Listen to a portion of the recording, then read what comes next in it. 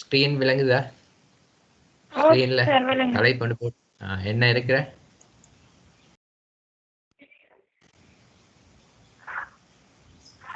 என்ன இருக்கிற கற்கையும் மனம் பகுலியும். ஓகே. இந்த பாடத்தலைப்பு தான் எங்களோட பாடத்துல முதலாவது பாடத்துல 3வது தலைப்பு இருக்கிற அரசியல் கற்கையும் அதன் பகுதிகள்னு சொல்லி நான் இதை உங்களுக்கு விளங்கப்படுத்தினதுக்கு பிறகு இந்த நோட்ஸ் அனுப்புகிறேன். அதை நீங்கள் அப்படியே காப்பி பண்ணிக்கிட்டா சரி. உங்களோட நோட்ஸ் காப்பியில் இல்லாட்டி பிரிண்ட் அவுட் ஒன்று எடுத்து வச்சுக்கிட்டாலும் சரி. அதுக்கு பிறகு பயிற்சிகளை நாங்கள் செய்வோம். அப்போ இதில் அரசியல் கற்கையும் அதன் பகுதிகளும் என்று சொல்லக்கூடிய அந்த பாடத்தலைப்புங்கில் நாங்கள் சில விடயங்களை நாங்கள் ஆராயிருக்கிறோம். அதில் குறிப்பாக வந்து இதில் உங்களுக்கு பார்க்கலாம், ஸ்க்ரீன்ஷாட் உங்களுக்கு அடிச்சுக்கொள்ளலாம். இல்லாட்டி நான் இதை இந்த பிடிஎஃப் அனுப்பினா வாட்ஸ்அப்பில் அனுப்புகிறேன். பாடம் முடிவுனதுக்கு பிறகு அதை நீங்கள் நோட்ஸாக அதை எடுத்துக்கோங்க. காப்பியில் எழுதினாலும் சரி அல்லது வச்சுக்கிட்டாலும் சரி. Right, okay. அப்போ இதில் அரசியல் கற்கையும் அதன் பகுதிகளும் நாங்கள் அடையாளப்படுத்தப்பட்டிருக்கிற நீங்கள் இதில் பார்த்தால் எங்களுக்கு ஒரு இந்த பாடத்துக்கு ஒரு பிரவேசம் ஒன்று நீங்கள் பாருங்கள். அப்போ அந்த பாடத்தில் பிரவேசம் என்று சொன்னால் எங்களோட அரசியல் கற்கைன்னு சொல்கிறது நாங்கள் படிக்கிற பாடம். அப்போ இந்த பாடம் உங்களுக்கு தெரியும், கிரேக்க காலத்திலிருந்து ஆரம்பித்து என்ன நடக்கிற சுமார் 2000 ஆண்டுகளுக்கு மேல் என்ன நடந்திருக்கிற இது வளர்ச்சி அடைந்து வந்திருக்கிறேன்னு சொல்கிறேன். அப்போ பொதுவாக நாங்கள் சொல்கிற அரிஸ்டோட்டில் காலத்தில் அது போதிக்கப்பட்டது. அதை போதிக்கப்பட்டது இன்று வரைக்கும் என்ன செய்யப்படுற பல்வேறு காலகட்டங்களில் புதிய புதிய பல விடயங்களை இணைத்து கொண்டு அந்த பாடம் வளர்ச்சி அடைந்து அந்த காலத்துக்கு ஏற்ப நாங்கள் சொல்கிற சிலபஸில் புதிய விடயங்கள், விதிமுறைகள், பாடப்பரப்பு, அணுகுமுறைகள் எல்லாம் வித்தியாசப்பட்டிருக்கிறது. அரிஸ்டோட்டில் காலத்தில் கற்பிக்கப்பட்ட விடயங்கள் மாத்திரம் இன்று வரைக்கும் கற்பிக்கப்பட்டதல். அந்த காலத்தில் இருந்த விடயங்களோடு அந்த விடய பரப்பு, அது தொடர்பான அணுகுமுறைகள், அரசியல் தொடர்பான விதிமுறைகள், செயல்பாடுகள் அனைத்தும் மாற்றம் அடைத்து வந்திருக்கிறது. அப்போ அதை நாங்கள் சொல்கிற அபிவிருத்தி அடைந்து வந்திருக்க, வளர்ச்சி அடைந்து வந்திருக்குன்னு சொல்கிறோம். நாங்கள் சொல்கிற காலத்துக்கு காலம் புதிய சிலபஸ் உருவாக்கப்படுறது. அதோட காரணம் அந்த புதிய விடயங்கள் பல இணைக்கப்பட வேண்டி இருப்பதனால, அல்லது பழைய விடயங்களில் நாங்கள் கற்ற விடயங்கள் கால சூழ்நிலைகளுக்கு ஏற்ப அதில் மாற்றங்களை கொண்டு வர வேண்டி இருக்கிற. ஆகவே அதுக்கு எதிரான கொள்கைகள் வரும்போது அந்த கொள்கைகளை இணைத்து நாங்கள் கற்றுக்கொள்றத நாங்கள் வளமையாக இருக்கிறோம். ஆகவே அரசியலை படிக்கிறதுன்னு சொன்னால் எங்களுக்கு 2 முறையில் படிக்கலாம். பொதுவாக அரசியலை படிக்கிற வந்து மாணவர்கள் நீங்கள் என்ன நடக்கிற அரசியலை படிக்கிற ஒரு பாடசாலைக்கு வந்து பாடசாலையில் ஒரு அந்த பாடத்தை தெரிவு செய்து அந்த பாடத்தில் ஒரு சிலபஸ் ஒன்று இருக்கும். 12ஆம் ஆண்டு 13ஆம் ஆண்டுன்னு சொல்லி, அல்லது அது கீழ்பட்ட வகுப்புகளையும் அரசியலோடு தொடர்புடைய தலைப்புகள் இருக்கிற இவைகள் எல்லாம் என்ன செய்ய ஒழுங்குபடுத்தப்பட்ட முறையில் படிக்கிறது பார்க்கிறோம். அல்லது நீங்கள் பாடசாலைக்கு வராமலேயே அரசியலோடு தொடர்புடைய பல விடயங்கள் நீங்கள் படிக்கிறீங்க. உதாரணத்துக்கு நீங்கள் பார்க்கலாம், உதாரணமாக உங்களோட வீட்டில் நீங்கள் பாருங்கள், அரசியலோடு தொடர்புடைய கட்சிகள் அல்லது பாராளுமன்றங்களோடு தொடர்புடைய விடயங்களை நீங்கள் கதைக்கிறீங்க. தேர்தல்களை பற்றி கதைக்கிறீங்க, ஆட்சி முறைகளை பற்றி கதைக்கிறீங்க, அல்லது அரசியல்வாதிகளை பற்றி, அரசியல் கட்சிகளை கொள்கைகளை பற்றி விமர்சிக்கிறீங்க. அது தொடர்பான தொலைக்காட்சி அந்த தொலைக்காட்சி நிகழ்ச்சிகளை, விவாதங்களை நீங்கள் கண்டு கழிக்கிறீங்க. அப்போ இவைகள் எல்லாம் பொதுவாக நாங்கள் சொல்கிறோம் அரசியலோடு தொடர்புடைய விடயங்களை ஸ்கூலுக்கு வராமலே என்ன நடக்கிற நீங்கள் கண்டும் கேட்டும் செவிமடுத்தும் என்ன நடக்கிற அதை கற்றுக்கொள்கிற. அப்போ இந்த அடிப்படையில் அரசியலை நாங்கள் ஒரு கல்வியாக படிக்கும்போது நாங்கள் சொல்கிற நேரடியாக ஒரு பாடசாலையில் கற்கிறதும், அதே மாதிரி அரசியலோடு தொடர்புடைய நிகழ்வுகளை ஒரு குறிப்பிட்ட ஒரு சிலபஸின் அடிப்படையில் இல்லாமல் பொதுவாக நடைமுறையில் கற்கிறது என்ற வகையில் 2 வகையில் பிரிக்கலாம். ஆகவே அரசியலாக கற்கும்போது அதை 2 வகையாக நாங்கள் கற்றுக்கொள்கிறோம். ஒன்று நடைமுறையில் அதை அறிவாக கற்றுக்கொள்கிற, அல்லது கற்கை துறையாக கற்றுக்கொள்ளலன்னு சொல்கிறோம். அப்போ இந்த ஆரம்பத்தில் இது தொடர்பான விளக்கங்களை நாங்கள் பார்ப்போம். அப்போ நடைமுறை ரீதியாக கற்றுக்கொள்கிறேன்னு சொன்னால் ப்ராக்டிக்கலாக என்ன செய்யப்படுற பல விடயங்களை கண்டறிந்து அல்லது கேட்டு செய்மடுத்து படிக்கிறது. கற்கை துறையாக படிக்கிறது நாங்கள் பாடசாலையில் சிலபஸ் தோடுவாக கற்றுக்கொள்கிறோம். அப்போ இதில் நீங்கள் பார்க்கலாம் நடைமுறை கற்கை, கோட்பாட்டு கற்கை என்றெல்லாம் இதெல்லாம் சொல்லலாம். இந்த அடிப்படையில் இதை இன்னும் கொஞ்சம் கூடுதலாக நாங்கள் விளங்குகிறோம். அப்போ நடைமுறை அறிவாக கற்கிற என்று சொன்னால் பொதுவாக நீங்கள் பார்க்க நான் ஏற்கனவே சொன்ன மாதிரி என்ன நடக்கிறேன் அன்றாட வாழ்க்கையில வந்து நாங்க அரசியலோடு தொடர்புடைய பல்வேறு விடயங்களோடு தொடர்படுறோம் அன்றாட வாழ்க்கையில.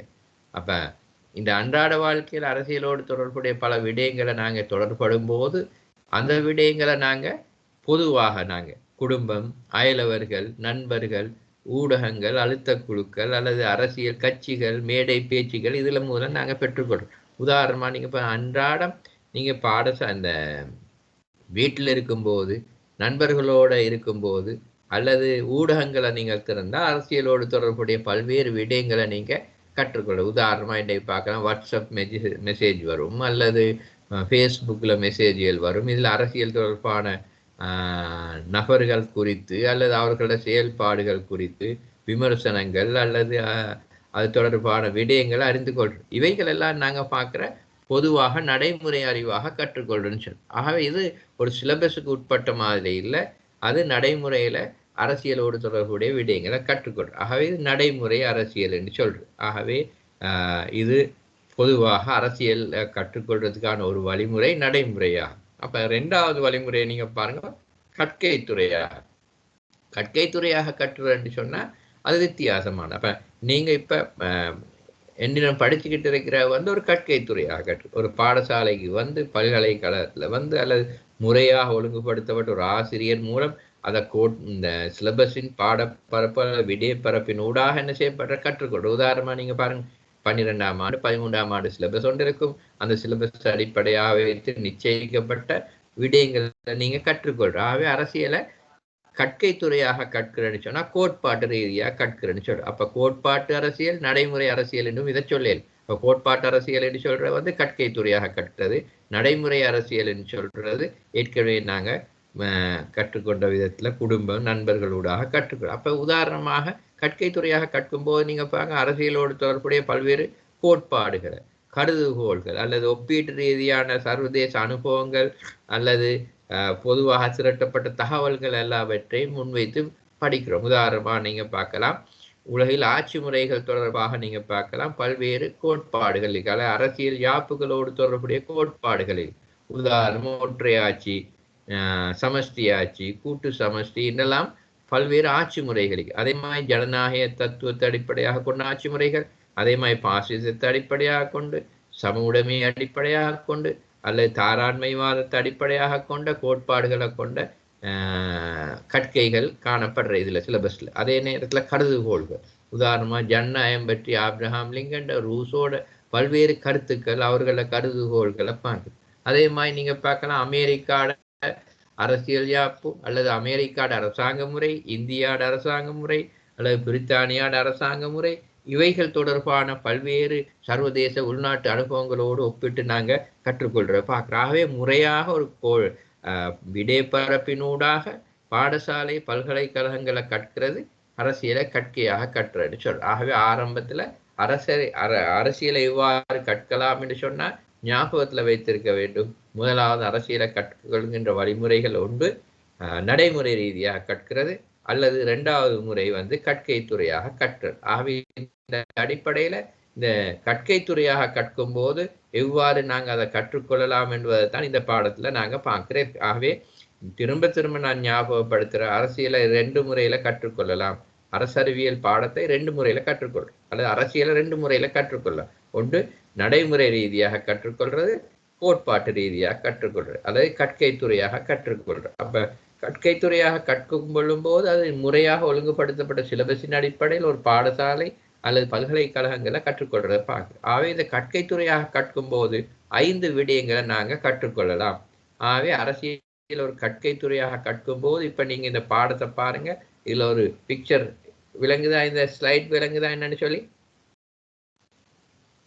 ஆன்சர் பண்ணுங்க. இதுல ஒரு சார்ட் ஒன்று விளங்குதா?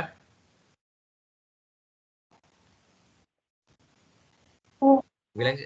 Okay, very good. அப்ப இதுல பாருங்க 5 விஷயங்கள் இருக்குது. அரசியலை நாங்க பாடசாலை ரீதியாக கற்கும் போது 5 பிரிவுகளாக வந்து என்ன செய்யப்படுற கற்றுக்கொள்றேன். பொதுவாக இந்த அடிப்படை எங்க சிலபஸ்ல 5 விஷயங்கள் இருக்கு. என்னென்னு சொல்லலுமா? இதுல இருக்கிறத பாருங்க, ட்ரை ஒன்று பண்ணுங்க. அரசியல் நிறுவனம், ஓகே, வெரி குட். அரசியல் கருத்தியல். Okay, very good. அப்ப நீங்க இதுல பார்க்கலாம், அரசியலை ஒரு கற்கை துறையாக கற்பிக்கப்படும் போது வந்து அது 5 பிரிவுகள் காணப்படுறது. அப்ப கற்கை துறையாக கற்கும் போது நீங்க பாருங்க, அரசியல் நிறுவனங்களை பற்றி படிக்கிற, அரசியல் நடைமுறைகளை பற்றி படிக்கிற, ஆட்சி முறைகளை பற்றி படிக்கிற, அரசியல் நடத்தை பற்றி படிக்கிற, அரசியல் கருத்தியர்கள். பின்ன பாடத்துல அடுத்த தலைப்புக்கு நாங்க போயிருக்கிறோம். அதாவது அடுத்த தலைப்புனா இந்த 5 விஷயங்களையும் நாங்க புரிந்து கொள்ள போறோம். ஆட்சின்னா என்ன, அரசியல் நடத்தைன்னா என்ன, அரசியல் கருத்தியல்னா என்ன, அரசியல் நடைமுறைன்னா என்ன, அரசியல் நிறுவனங்கள். அப்ப எங்களோட சிலபஸ்ல 5 பிரதான பகுதிகள் அடிப்படையாக கொண்டுதான் எங்களோட கற்கை அல்லது எங்களோட பாடம் அமைஞ்சிருக்கு. அப்ப இதுல அரசியல் நிறுவனம் என்றா எதை சொல்ற, அரசியல் நடைமுறை என்றா என்ன, ஆட்சி முறை. அப்ப நாங்க அரசியலை வந்து நடைமுறை ரீதியாக கற்கிறேன்னு சொன்னாலும் சரி, கோட்பாட்டு ரீதியாக கற்கிறேன்னு சொன்னாலும் சரி, இந்த 5 விடயங்களை தான் கற்கிறேன். அப்ப முதலாவது இப்ப அரசியல் நிறுவனம் என்றா என்னன்னு பார்ப்போம். அப்ப அரசியல் நிறுவனங்கள் என்றா பாருங்க. அப்ப இதுல அரசியல் நிறுவனங்கள் என்று சொல்லும் போது ஒரு அரசியல் கற்கையிட துறைகள்ல ஒரு விஷயம் தான் அரசியல் நிறுவனம். உதாரணமா நீங்க பாருங்க, நாட்டுல வந்து அரசு இன்னொன்று இருக்கு. இப்ப இலங்கை அரசை பத்தி அரசாங்கம் என்று சொல்றோம். அதாவது இன்றைக்கு நீங்க பார்க்கலாம், நடைமுறையில வந்து பொது பெரமுன என்று சொல்லக்கூடிய அல்லது மஹிந்த ராஜபக்ச அல்லது ஜனாதிபதி கோட்டாபய ராஜபக்ச தலைமையிலான அரசாங்கம் என்று சொல்றோம். கடந்த காலங்கள்ல நல்ல ஆட்சி அரசாங்கம் அல்லது நாங்க சொல்ற வந்து ரணில் விக்ரமசிங்க, மைத்திரிபால சிறிசேன அரசாங்கம் என்று சொல்றோம். இப்படி இந்த அரசாங்கங்களை பத்தி படிக்க. அதே மாதிரி பணிக்குழு முறை என்று சொல்ற வந்து நாட்டுல நீங்க பாருங்க, பல்வேறு அமைச்சுக்கள் இருக்குது. கல்வி அமைச்சு, சுகாதார அமைச்சு, இப்படி அமைச்சுக்கள் இருக்குது. இந்த அமைச்சுக்களுக்கு கீழே ஆயிரக்கணக்கான அரச ஊழியர்கள் பணிபுரியுற. அவர்கள் நீங்க பார்க்க, கல்வி அமைச்சு கீழே கல்வி செயலாளர் இருக்கிற, கல்வி அதிகாரிகள் இருக்கிற, அதே மாதிரி பாடசாலைகளோடு தொடர்புட்ட அதிகாரிகள் இருக்கிற. இவர்கள் எல்லோரையும் பற்றி படிக்கிறது தான் பணிக்குழு முறை. இதை நீங்க பின்னால வந்து என்ன நடக்கிற வந்து நீங்க படிப்பீங்க. ஒரு கொள்கை ஒன்று உருவாக்கப்பட்டு அந்த பணி எவ்வாறு நிறைவேற்றப்படுறது. உதாரணமா இன்றைய சுகாதார காலங்களை பாருங்க, மேலிருந்து எடுக்கப்படுற தீர்மானங்களை பல்வேறு நடைமுறையினூடாக சுகாதார அதிகாரிகள் நடைமுறைப்படுத்து. ஆகவே இந்த பணிக்குழு முறையை பற்றி படிக்கிறது. அமைச்சரவைன்னு சொல்றேன். இன்றைக்கு நீங்க பார்க்கலாம், பல்வேறு துறைகள் சார்ந்த பொறுப்புகள் வழங்கப்பட்டிருக்கிற அமைச்சர்கள் இருக்கு. அதே மாதிரி நீதித்துறை, உயர் நீதிமன்றம், மேன்முறையீட்டு நீதிமன்றம், அதே மாதிரி உயர் நீதிமன்ற நீதியரசர்கள், நீதி சேவை ஆணைக்குழுக்கள், இப்படி நீதித்துறையை பற்றி படிக்கிறேன். அதே மாதிரி பாராளுமன்றம், பாராளுமன்றம் என்ற ஒரு நிறுவனம். இந்த பாராளுமன்றம் எவ்வாறு கூட்டுறது, கலைகிறது, பாராளுமன்றம் எவ்வாறு தேர்தல் ஊடாக தெரிவு செய்யப்பட்ட உறுப்பினர்கள், இப்படி பார்க்க. உள்ளூராட்சிகள், உள்ளூராட்சி மன்றங்கள்னா இலங்கையில மாகாண சபைகளுக்கு கீழே நீங்க பாருங்க, நகர சபைகள், மாநகர சபைகள், பிரதேச சபைகள், இவைகள் எல்லாம் நிறுவனங்கள் என்று சொல்றோம். அப்ப நாங்க அரசறிவியல் பாடத்துல நடைமுறை ரீதியாகவும் சரி, கோட்பாட்டு ரீதியாகவும். ஒரு நிமிஷம் தாங்க, எனக்கு இன்னும் ஒருவர் இணைஞ்சு கொண்டு இருக்கிற போல, நான் அவரை ஜாயின் பண்ணிட்டு திரும்ப பாடத்துக்கு வருவோம். அப்படியே இருங்க. ஓகே, இன்னொரு ஆள் இணைஞ்சு கொள்றது கேட்குற பெர்மிஷன்.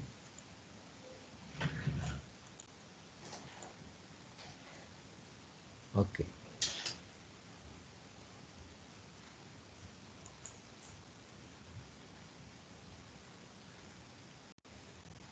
ஓகே, நாங்கள் பாடத்துக்கு திரும்புவோம்.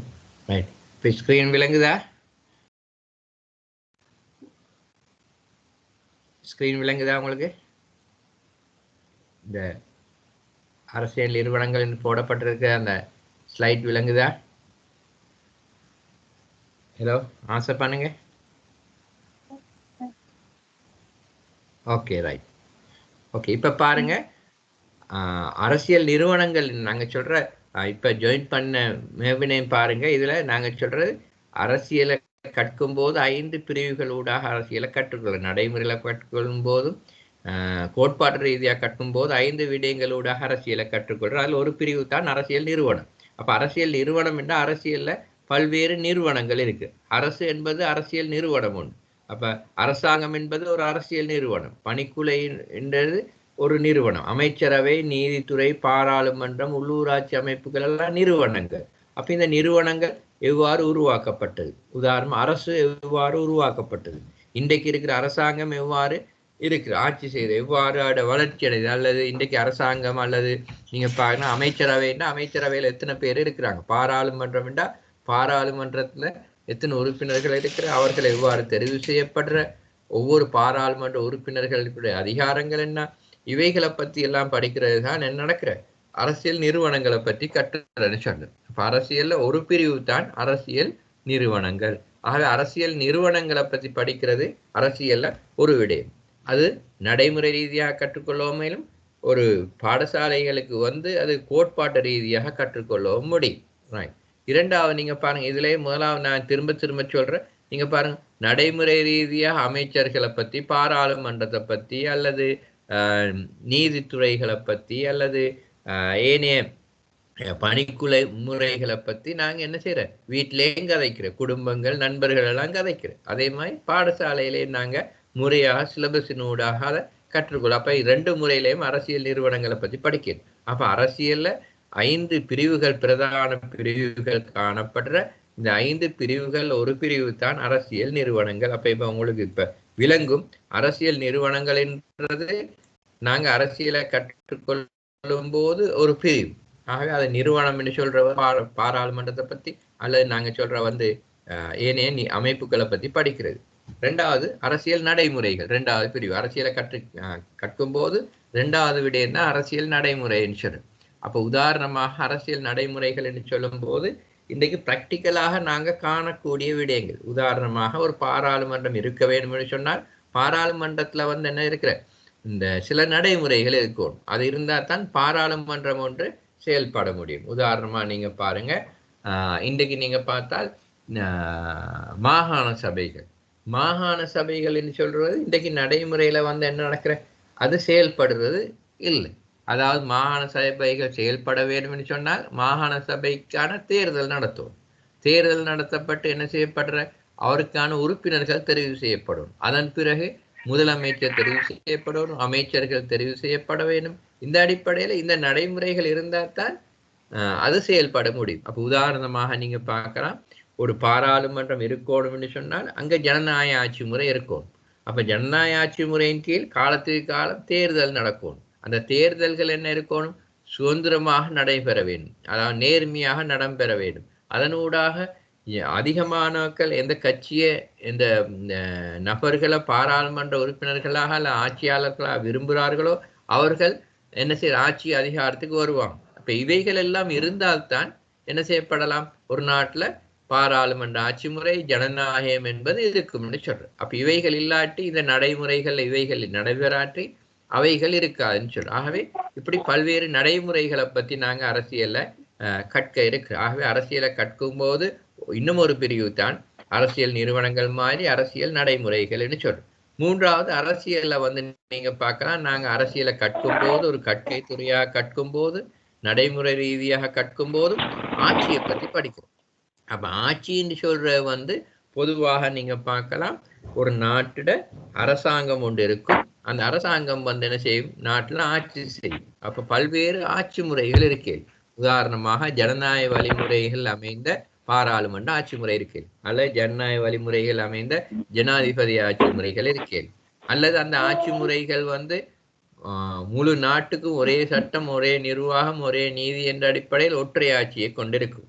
அல்லது நாட்டுல பார்க்கலாம், இந்தியா அமெரிக்கா போன்ற நாடுகள் மாதிரி மத்திய அரசாங்கம் ஒன்றும் இருக்கும், மாநில அரசாங்கங்கள் இருக்கும். இப்படியான ஆட்சி முறைகள் இருக்கிறது, சமஷ்டி ஆட்சி முறைகள் இருக்கிறது. அல்லது இராணுவத்தை அடிப்படையாக கொண்ட மியன்மார் அல்லது பொதுவாக நைஜீரியா, அதே நேரத்துல நீங்க பார்க்கலாம் வடகொரியா போன்ற நாடுகள்ல இராணுவத்தை அடிப்படையாக கொண்ட ஆட்சி முறைகள் இருக்கு. அல்லது நீங்க பார்க்கலாம் மத்திய கிழக்கு நாடுகளை காணப்படுற மாதிரி மன்னர் ஆட்சி முறைகள் காணப்படையில. இப்படி பல்வேறு ஆட்சி முறைகள் இருக்கு. அந்த ஆட்சி முறைகளை பத்தி நாங்க ஆய்வுக்கு உட்படுத்துறது அரசியல்ல அடுத்த பிரிவாகும். ஆகவே திரும்ப நான் சொல்றேன், அரசியலை நாங்க நடைமுறை ரீதியாக கற்கலாம், கோட்பாட்டு ரீதியாக கற்கலாம். நடைமுறை ரீதியாகவும் கோட்பாட்டு ரீதியாக கற்கும் போது அதுல அரசியல் நிறுவனங்களை பத்தி படிக்கிறோம். 2வது அரசியலோடு தொடர்புடைய நீங்க பார்க்கலாம் அரசாங்கத்திட நடைமுறைகளோடு தொடர்புடைய விடயங்களை படிக்கிற அரசியல் நடைமுறைகள். மூன்றாவது ஆட்சி முறைகளை பத்தி படிக்கிறது.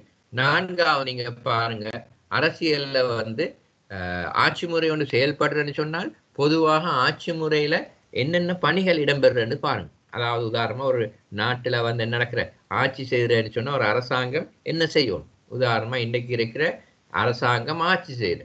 உதாரணத்துக்கு நீங்க சொல்ற வந்து இன்னைக்கு கோட்டாபய ராஜபக்ச தலைமையிலான மஹிந்த ராஜபக்ச தலைமையிலான இந்த அரசாங்கம் எங்களை ஆட்சி செய்யுது. ஆட்சி முறையில அவங்க என்ன செய்ய வேணும் என்று சொன்னா நீங்க பார்க்கலாம், நாட்டுல நீங்க பார்க்கலாம் பல்வேறு விடயங்கள் நடக்குற, பல்வேறு பிரச்சனைகள் நடக்குற. அப்ப மோதல்கள் அல்லது சமூகத்துல பிரச்சனைகள் வரும்போது அதை தடை செய்து அல்லது மோதல்களை தீர்ப்பதற்கு அரசாங்கம் என்ன செய்யணும், சட்டங்களை உருவாக்கணும். அதே நேரத்துல நீங்க பாருங்க, நாட்டுல வந்து பொருளாதார ரீதியாக நாட்டுல மக்களுக்கு வேலை வாய்ப்பை பெற்றுக் கொடுக்கிறது, மக்களுக்கு தேவையான அடிப்படை தேவைகளை பூர்த்தி செய்வதற்கு, நாட்டுல பல்வேறு உற்பத்தி முறைகளை மேற்கொள்வதற்கு, ஏற்றுமதி வருமானங்களை பெற்றுக்கொள்வதற்கு, இந்த அடிப்படையில பொருளாதாரம் தொடர்பான கொள்கைகளை வகுக்கிறது. நீங்க பாருங்க, அரசாங்கத்துல பிரதான ஒரு பணிதான் ஒவ்வொரு ஆண்டுக்குமான எதிர்வரும் ஆண்டுக்கான வரவு செலவு திட்டத்தை முன்வைக்கிறது. இவைகள் எல்லாம் அரசாங்கத்துல ஒரு பணி. ஒரு அரசாங்கம் வந்தால் ஆட்சி செய்யறேன்னு சொன்னால் நாட்டுல வந்து என்ன பொருளாதார அபிவிருத்தியை கொண்டு திட்டங்களை உருவாக்கும். அதே மாதிரி அரசாங்கத்துல மிக முக்கியமான ஒரு பணிதான் பல்வேறு விதமான விடயங்கள் அடிப்படையாக கொண்டு நாட்டுல திட்டங்களை உருவாக்குது. உதாரணமாக கல்வி தொடர்பான, சுகாதாரம் தொடர்பான, அதே மாதிரி நாட்டுல இருக்கிற வந்து பொருளாதாரத்தோடு தொடர்புடைய, நாட்டுல நீதியோடு தொடர்புடைய பல்வேறு திட்டங்களை உருவாக்குவாங்க.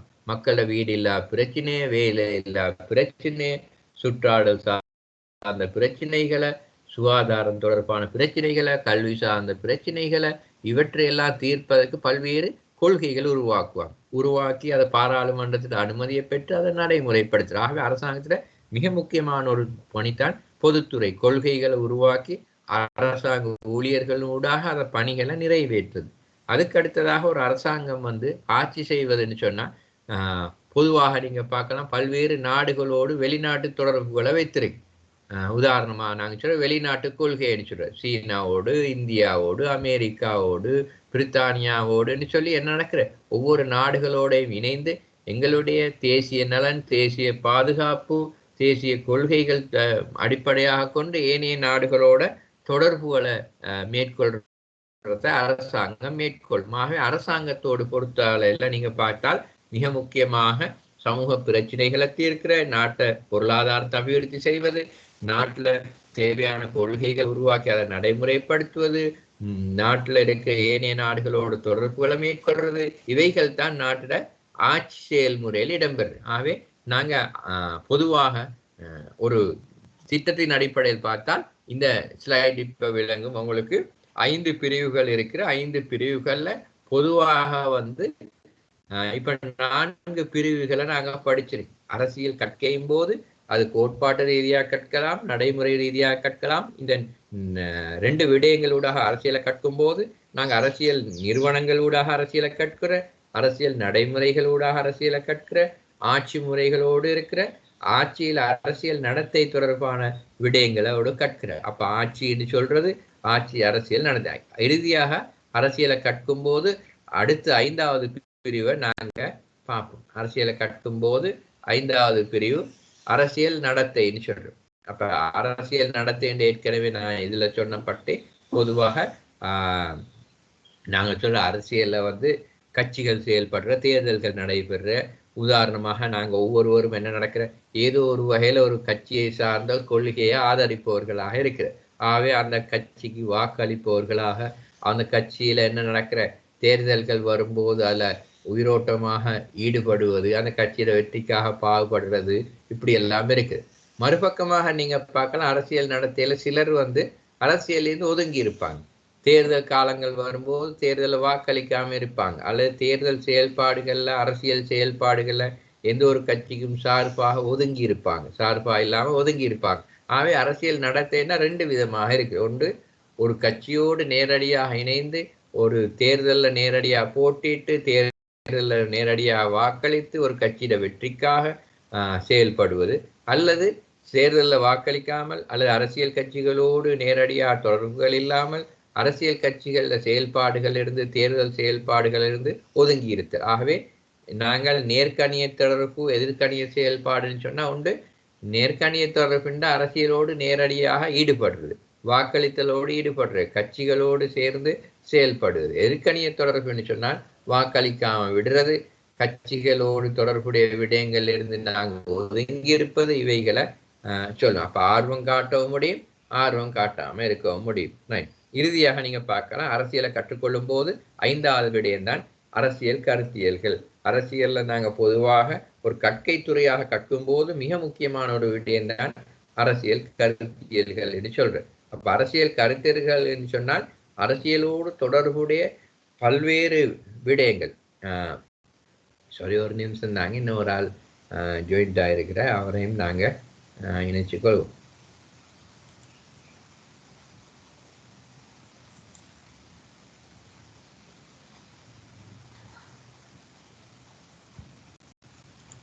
ஓகே, அரசியல் கருத்தியல்கள் என்று சொல்லும் போது நாங்க பொதுவாக சொல்ற அரசியலோடு தொடர்புடைய பொதுவாக தனிநபர்கள், சமூக குழுக்கள், அரசியல் செயல்பாடு தொடர்பான இந்த விடயங்கள், இந்த தொடர்பாக சொல்லப்பட்ட கருத்துக்கள், அறிஞர்கள கருத்துக்கள், கூற்றுக்களை நாங்க சொல்லலும். அந்த அடிப்படையாக கொள்கைகள் உருவாக்கப்படுற. உதாரணமாக அரசியல் அறிஞர்கள கருத்தினூடாக தாராண்மைன்னு சொல்லி ஜனநாயக ரீதியான தாராள ஜனநாயக கொள்கைகள் இருக்கு.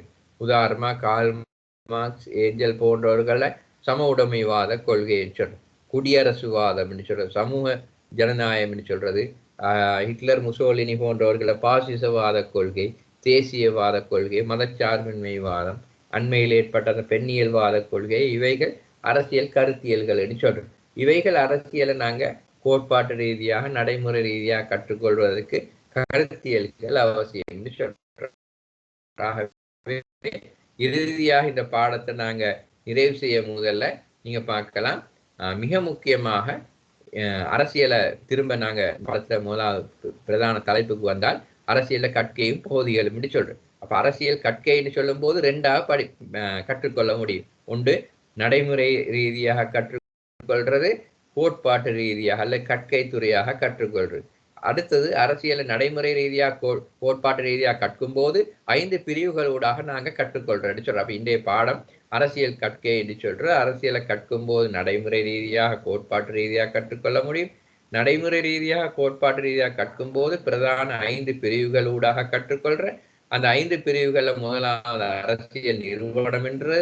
அரசியல் நிறுவனம் என்று சொல்றது அரசாங்கத்துக்கு கீழ் இருக்கிற அரசாங்கம், அதே நேரத்துல அரசு, அமைச்சரவை, நீதிமன்றங்கள், பாராளுமன்றம் என்று இருக்கிற இந்த நிறுவனங்களை பற்றி ஆரம்பம் எப்படி, வளர்ச்சி எப்படி, தேர்தல்களூடாக அவர்கள் உறுப்பினர்கள் தெரிவு செய்யப்படுற முறைகள், அதிகாரம், பொறுப்புகளை பற்றி படிக்குது. அடுத்து அரசியல் நடைமுறைகள் என்று சொன்னா ஒவ்வொரு விடயத்தையும் மையமாக கொண்டு ஒரு ஜனநாயகம் இருக்கிறன்னு சொன்னா ஜனநாயகத்துக்கு என்னென்ன விடயங்கள் தேவைன்னு சொல்லி படிக்கிற அரசியல் நடைமுறைகள் என்ற.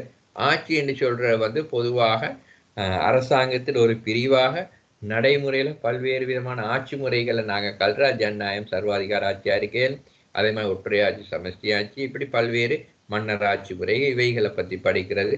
அதுக்கு அடுத்ததாக இந்த ஆட்சி முறையில பிரதானமாக ஒரு ஆட்சி முறையின் கீழ் ஒரு அரசாங்கம் 5 விடயங்களை பிரதானமாக செய்ய வேண்டும் என்று சொல்லி படித்தோம். அடுத்து அரசியல் நடத்தைன்னு சொன்னா நாங்க நேரடியாக அரசியல்ல ஆர்வம் காட்டுறதா இல்லையா, தேர்தல்களை கலந்து கொள்வதா இல்லையா, கட்சியோடு தொடர்புடைய விடயங்களை செயல்படுறதா, அதுல இருந்து ஒதுங்கி இருப்பதா என்று படிக்கிறது.